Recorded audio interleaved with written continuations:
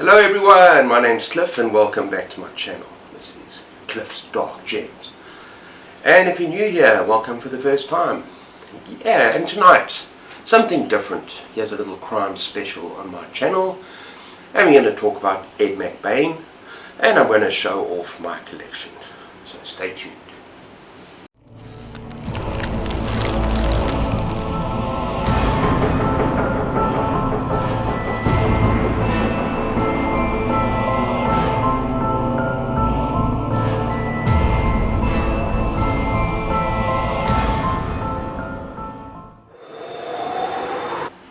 Okay everyone, this is my Ed McBain collection, and there's a lot of books, so I'm not going to waste a lot of time trying to talk about all of them.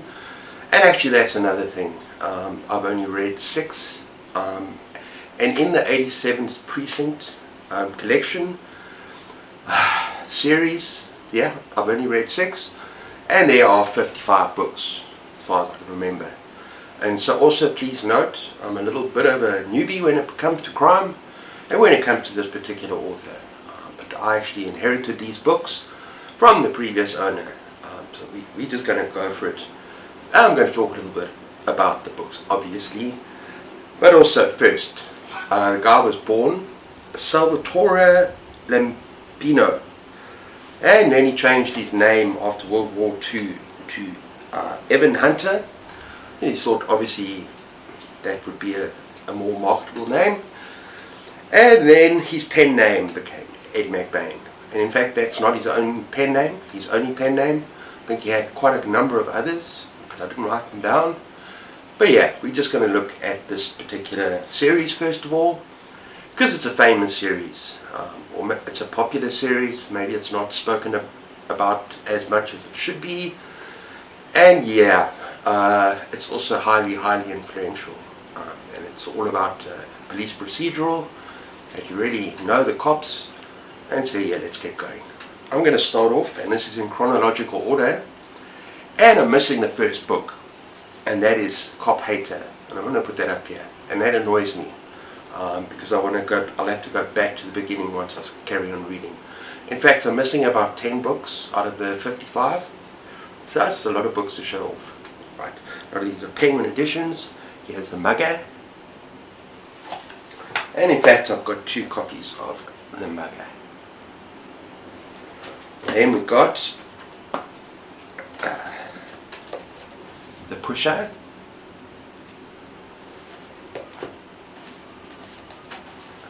the con man. Oh, this one's falling apart a little bit. The killer's choice. Lady Killer. The Killer's Payoff. Okay, as I said, I read about 6. I'm actually going in chronological order, and you don't have to, because each story plot is like kind of self-contained. But it's a good idea. Well, I'm doing it in chronological order because I've actually been advised, and that's another thing. I was inspired to do this because Olly from Olly, this is his favourite series of all time, and he actually says in one of his videos, I think if I remember correctly, that he goes in, if you go in chronological order, you get to know the lives of these detectives, and you actually, yeah, you get to live their lives, their families' lives. It's like a core group that goes through the book, and so yeah, some come and go, but that's a good thing. And that's why I'm actually trying to read it in chronological order. So every time I'm in the mood for a bit of crime, I'm going to pick one of these up. Okay, so let's keep going. We got King's Ransom. We got Tell Death. That's a nice cover.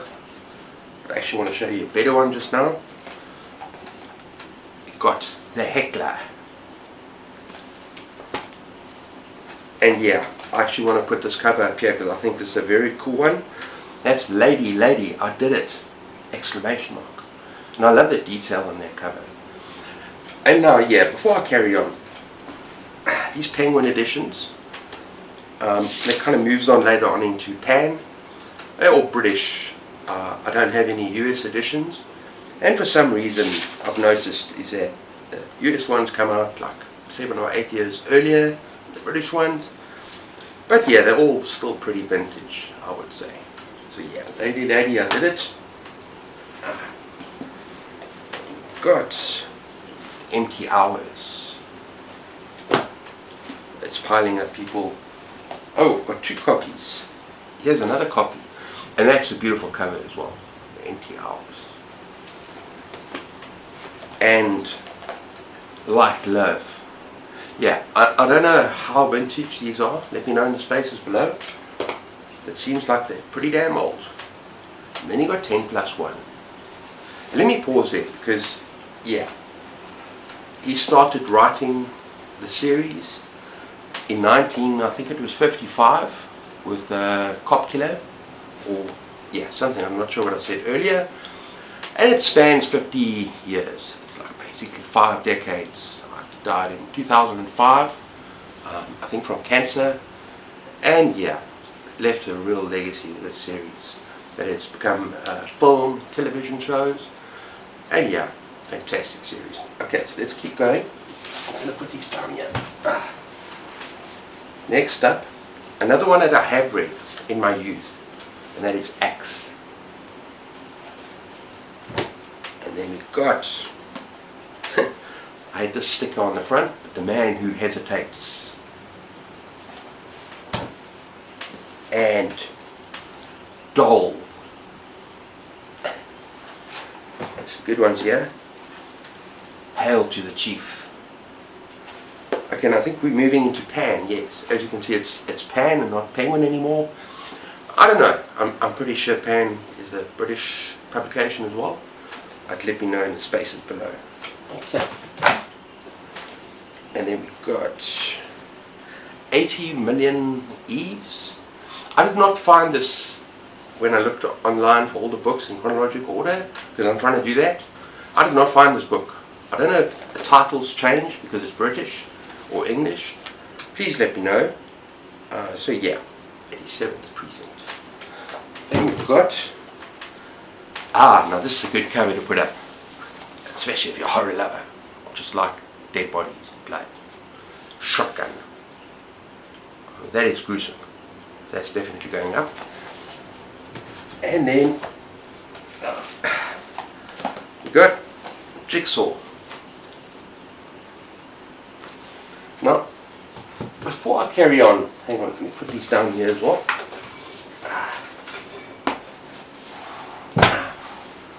Before I carry on, let me tell you why I like Ed McBain. From what I actually get out of him, I've already spoken about his characters, and you really get to know these police detectives, and you get to know all their flaws, and there's some of them that you really root for. And what was the one's name? I can't remember, damn. But he's a good guy. You can't corrupt him. He's always doing good. Wants to do his best for the force, the people. And you follow him for a long way. I don't know how long in the series, but I've heard it's a long way. And for me, he's one of the good guys. And if you read, you'll know who he is. And then you got some bad guys, and you get some real arseholes. Some of the detectives, you know, they kind of overdo it, kind of excessive force, that kind of thing. And then you got kind of a lot with issues, grey areas, family problem, that brings family in. Maybe relationship problems, family problems. And yeah, it's special because it's almost like you're part of this family. And then you get the writing. And it's, especially with the shorter books that I'm showing you now, that's kind of draws you in. It's a plot that is just kind of strong enough without a whole lot of other stuff happening to take your concentration away, but still enough to just keep you there with enough little twists and turns and so on. And it makes sense. And the writing of the setting. Now the setting is this fictional version of New York, and the precinct acts out of Manhattan, but it's never said, but it's definitely New York. And yeah, it's just superb writing, very quick, easy reads, and very powerful and satisfying endings. and sometimes bloody, sometimes violent. Some of these books are dark. Yep, they're pretty damn dark, especially some of the crimes that are committed. So give it a go. Yeah. Okay, the last few, and this one's a popular one. This is Sadie When She Dies. I hear this spoken about a lot online. I want to get to this one. And then we've got Let's Hear It for the Deaf Man. And then we've got Bread. Just a couple more of the shorter ones. And then we've got, and it's all still pen, So Long As You Both Shall Live. And another great cover, Calypso. Okay, not as violent as other, just this one's very interesting to me. With a dog, looks like a dark German Shepherd. Yeah, I enjoyed this one. Okay, right, we're doing this in more than one part because now we're getting to, well, not yet, but we're going to get into slightly longer books, and I'll tell you why in a minute. First of all, you've got Ghost.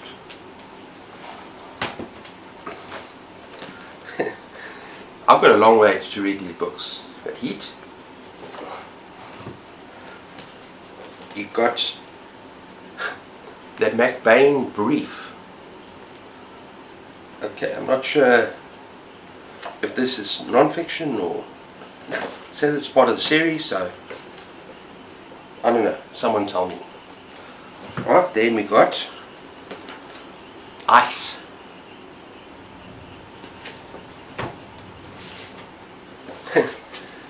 We got Lightning.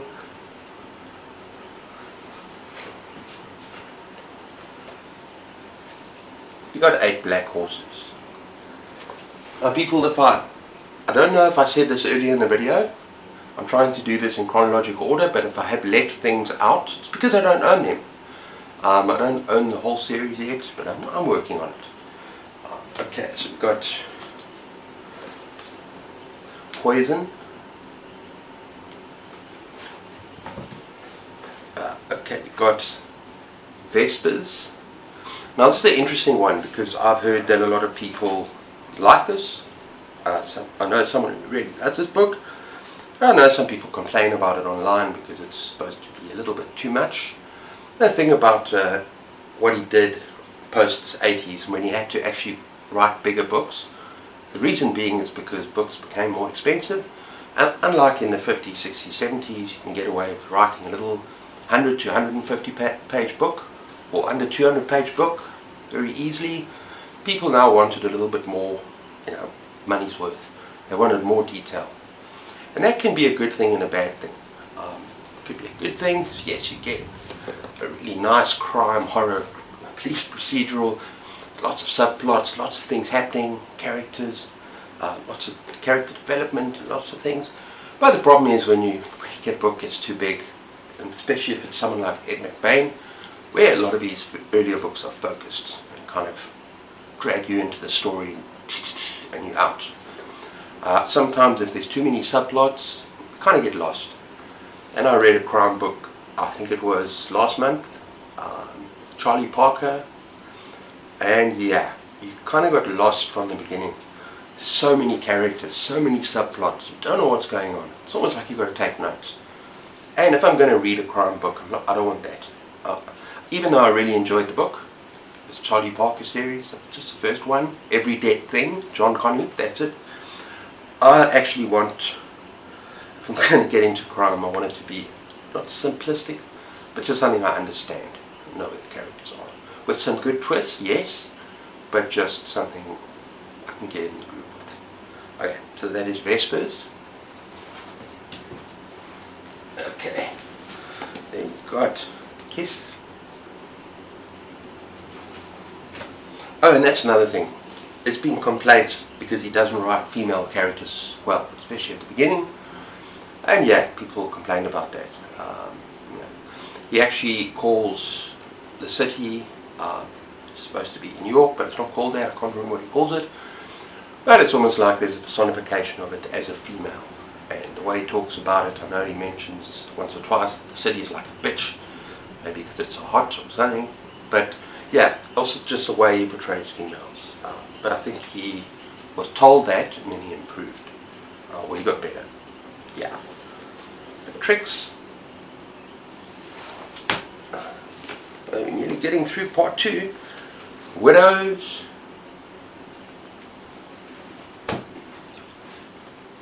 Lullaby. Oof, hope this doesn't fall over. We got romance. Yeah, and Ed McBain's idea of romance is a bloody body. That's normally the case in all his books. You're going to have a dead body, and I think in his own words, how did it get there? So police have to work out how did it get there. Yeah, so police procedural. Then you got Money, Money, Money. Cool cover as well. And finally, I know there are more, you've got Fat Olly's book. There you go. Okay, next up we got part 3. Books that are not part of the 87th Precinct. Although I think these two should be. I'm not sure what's going on. It says ladies, the women of the 87th Precinct. Let me know. I think I read somewhere that was Evan Hunter, so I don't know why his name's not on there. And ladies too. So let me know if you know. Well, okay. Now we're going to go through some books, and I love some of these covers. And this is a Matthew Hope mystery. So he started a series, I think it's a lawyer, solving crimes in his spare time or something like that, let me know. And he stopped it. Because maybe he didn't think it was authentic enough. But we got Cinderella, and it's all fairy tales. Doesn't look like it. Oh, I love this cover. This is going up as well. And that is Goldilocks. Yeah, I love that. And then we got Beauty and the Beast. And we got Jack and the Beanstalk. And there's another great one. Snow White and Rose Red. And finally, The House that Jack Built. And I know once again that there's more in the series, but I don't know. Okay, now these are finally independent books, okay? And I haven't put them in order. Just quickly show you the titles. Gladly the Cross-Eyed Bear. Yeah. Oh, that's a Matthew Hope one as well. Sorry, my apologies. Then we got Vanishing Ladies. This looks very old. This looks old. And another one, Even the Wicked. So this looks more like a men's adventure cover, don't you think? Not so much a crime. Or maybe, I don't know. You got Big Man. Big Man. We got, almost there people, we got Doors. And where there's smoke, there's fire. Maybe. Got Guns. Okay, we've got about 4 or 5 left to go. 4 left to go. Whew. Another part of the city. Oh, I think he does some books where he goes to another precinct. The 4th precinct or the 5th precinct. Yeah, the 5th precinct. So it kind of moves to another part, I don't know. Yeah, let me know if any of these are worth it. And also let me know if the books, all the books from the 87th precinct, which ones you've read and which ones you want to read, what have you heard about, which ones you enjoyed. Let me know. Okay, Downtown. And these 2 final ones, I have no idea where they belong. Crime Squad. These are so short and, yeah, they must be vintage. Very old looking. And then finally, Ticket to Death.